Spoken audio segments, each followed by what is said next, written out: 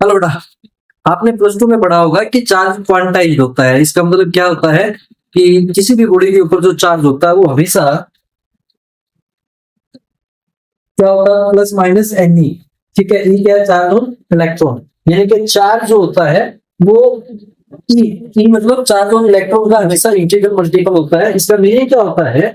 इस बात का मतलब ये होता है कि किसी भी बॉडी के ऊपर जो चार्ज है बेटा, वो कभी भी इस ई का मैंने अभी आपको बताया, ये चार्ज होता है इलेक्ट्रॉन के ऊपर, उसकी वैल्यू होती है 1.6 into 10 to the power minus 19 coulomb. ठीक है, तो किसी भी बॉडी के ऊपर जो चार्ज होता है वो हमेशा इस ई का क्या होगा? इंटीग्रल नंबर में होगा। ठीक है, इंटीग्रल मल्टीपल होगा, कभी भी इसका फ्रैक्शन नहीं हो सकता। ठीक है, ये बात आप कहां पढ़ते हैं? क्वांटाइजेशन ऑफ चार्ज में। एक चीज आती है इसके अंदर, क्वार्क। क्वार्क आपको किसी क्वार्क क्या होता है बेटा? आपने पढ़ा है कि एटम्स जो होते हैं वो किन किन चीजों से मिलकर बने होते हैं?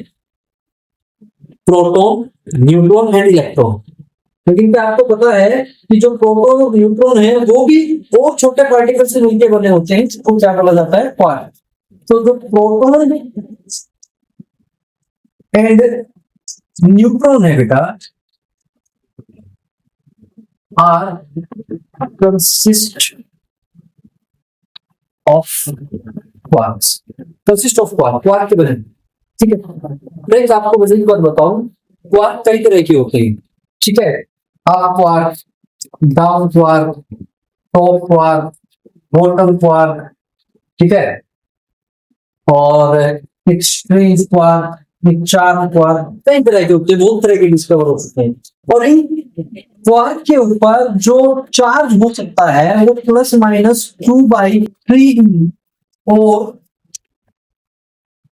प्लस माइनस 1/3 भी हो सकता है। मतलब इनकी का क्या फ्रैक्शन चेंज।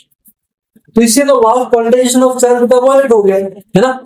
इसलिए तो जो क्वार्क है ये तो क्या कर रहा है? Law of quantization of charge को खत्म कर रहा है, उसको डिस्ट्रॉय कर रहा है। तो फिर हम क्यों पढ़ते हैं उसको? एक्चुअली क्या है कि जो क्वार्क है वो law of quantization of charge को डिस्ट्रॉय नहीं करता, उसको वॉयलेट नहीं करता है। क्यों? क्योंकि ये जो क्वार्क है ये फ्री स्टेट में एग्जिस्ट नहीं करते, ये हमेशा किसके अंदर रहते हैं? ये हमेशा रहते हैं प्रोटॉन और न्यूट्रॉन के अंदर। ठीक है, हमारे पास ऐसी टेक्नोलॉजी नहीं है कि हम प्रोटॉन और न्यूट्रॉन को काट कर क्या कर सके? क्वार्क को अलग निकाल सके। ठीक है, और प्रोटॉन और न्यूट्रॉन जो है वो law of quantization of charge को फॉलो करते हैं, इसीलिए क्वार्क जो होते हैं उससे क्वांटाइजेशन ऑफ चार्ज के ऊपर कोई इफेक्ट नहीं होता है। आप इसको इस तरीके से समझ सकते हैं कि मान लीजिए आपको तरबूज खरीदना है। ठीक है, तरबूज है, आपको पता है इसके अंदर खाने का रेड पार्ट है और क्या इसके अंदर बेटा बीज है बहुत सारे। अगर आपको एक तरबूज खरीदना है, ठीक है, और दुकानदार कहता है कि मैं इसको कट करके नहीं दे सकता, तो आप किसकी प्रॉपर्टी देखोगे? पूरे तरबूज की देखोगे, उसका कलर, उसकी स्मेल, ये सब चीजें। ठीक है, तो ऐसा ही क्या रहता है? क्वार्क है। क्वार्क जो हमेशा किसके अंदर रहता है? प्रोटॉन और न्यूट्रॉन के अंदर रहता है। Can not cut the proton and neutron to separate the quarks. That's why जो क्वार्क वाला कंसेप्ट है बेटा, ये क्वांटाइजेशन ऑफ चार्ज को जो है डिसओबे नहीं करता। ठीक है, क्योंकि क्वार्क जो है वो फ्री स्टेट में एग्जिस्ट भी नहीं करता। Thank you.